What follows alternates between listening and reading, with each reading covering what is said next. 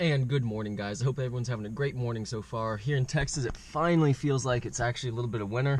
It is 43 degrees right now, but let's go ahead and go.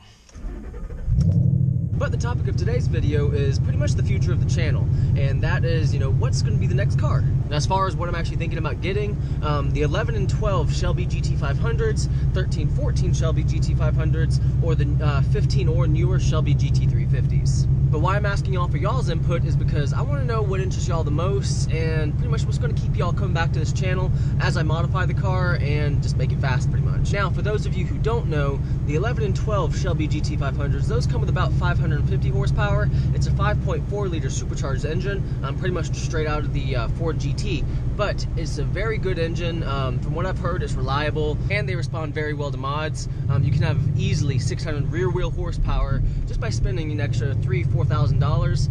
You can have a ton of horsepower. Now the 13-14 Shelby GT500s, those have a 5.8 liter supercharged engine, has 662 horsepower, and with about $6,000 in mods, I could very easily have over 700 rear wheel horsepower, so that's another thing to consider.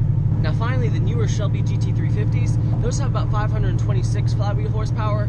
They have a 5.2 liter flat plane crank engine, which is a very, very unique sounding engine.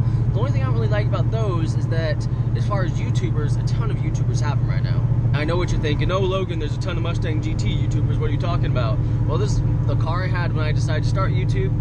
It's gotten me to like 670 something subscribers right now, but I've gotten a promotion in my job and everything. I have more money to spend, so, and my YouTube's growing just a little bit. I'm actually starting to make this much money off YouTube, but I want to move on to bigger pastures, get a newer car, see where it takes me. Now let's talk about one of the biggest factors, price. The 11 and 12 Shelby GT500s, I'm finding those for about $30,000. The cheapest one I found is like $28,000 that had like 90,000 miles on it, which is something I don't want. I don't want to get a car that has a ton of miles, but like I found one last week, it was $32,000 here in the Houston area, and it only had 8,000 miles on it. So that is one thing that I really can consider, is a Shelby GT500, how I can definitely afford that. It's definitely the best priced out of the three. Now the 13-14 Shelby GT500s, those are a little bit more pricier. They're at the cheapest one I found is $43,000, and again that had like 80,000 miles on it. And like the average price of a GT500 that doesn't have a ton of miles is about $50,000. I'm saying maybe about $48,000. So it is a little bit pricier than the 11-12 Shelby GT500s, but I mean, they have all that horsepower I want, they already have pretty much. Now the most expensive one's the Shelby GT350, has the least amount of horsepower, but it's the only naturally aspirated engine. It definitely sounds unique, definitely the newest. It has the new interior and everything, which is something I really do like, because that is one thing that this radar detector has saved me so many times. Not that I'm speeding or anything, just tells me to be a little bit more aware. But like I was saying, the newer GT350s, they do have that new interior, which is definitely a big selling point for me, because this interior is kind of outdated for me. They've had it since like 2005. So, I mean, yeah, they've changed little tiny things, like they changed the dashboard, made it a little bit softer, not that hard plastic, added these little leather inserts right here. But that's just one thing, is that the price is insane. Like the cheapest one I found is $52,000, and most of them are like in the $60,000s, high $50,000s. So price is kind of iffy for me, and there's a lot of YouTubers that already have YouTubes dedicated to the GT350.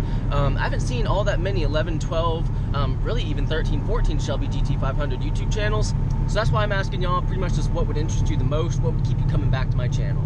But yeah guys, please just comment down in the comment section below, let me know what's going to interest you the most, and if there's maybe a car I didn't mention that would interest you, let me know what that is. But guys, that will be it for today's video, because I'm over here at work now, I gotta go open the store. But that is one thing, is that I'm kind of excited to see where my YouTube's gonna go, because, I mean, recently, my YouTube's really been growing. Like, I've already doubled my subscribers within probably the last 2 months. I've already doubled my subscribers, my views are up, everything is up. So, that's one thing I'm kind of excited to see is, where this YouTube can take me. But guys, if you did enjoy this video, please like it and please subscribe. And as always, have a great day.